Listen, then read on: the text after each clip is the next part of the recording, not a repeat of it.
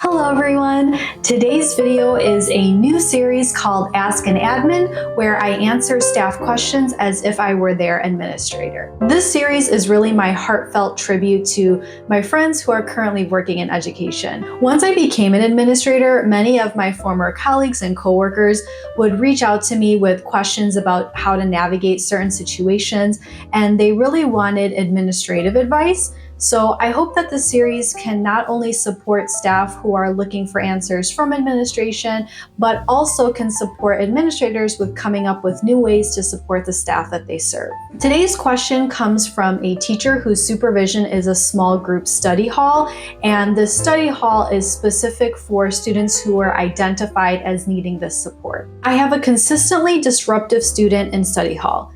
Each day is a struggle to keep her from using her phone. She claims she has nothing to work on, but I'm in contact with her teachers and there's both current and late work available. The other students use the time productively and follow expectations. This student frequently raises her voice and attempts to distract others who are working.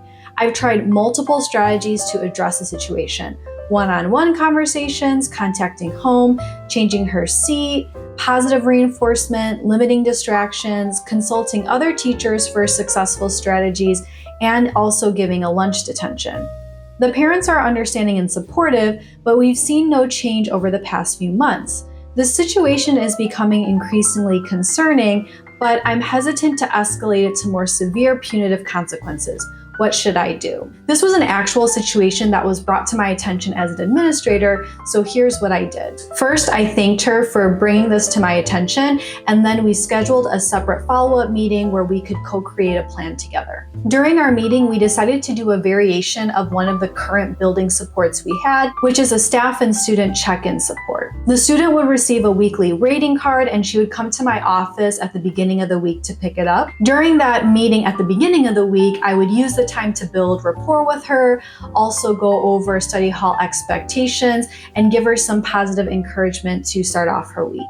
Then every day at the end of study hall period, she would score herself on a scale of 1 to 10 of how well she thought she did in aligning with the study hall expectations that day. The teacher would then also rank her on a scale of 1 to 10 for how she did that day, and at the end of the period, they would have a discussion about it. At the end of the week, she would bring the filled out rating card back to my office, and we would discuss how the week went. Throughout the week, I also made an effort to check in with the student at least once or twice in other settings throughout the day. I always kept my conversations positive and was aiming to build rapport as well as highlight positive actions. I would also periodically call the parents to keep them informed and also build rapport with them. Her counselor also offered to meet up with her more frequently and helped her create a plan to get caught up on late work and also manage current work during the study hall period. We implemented this for about 2 months and we did see some good progress.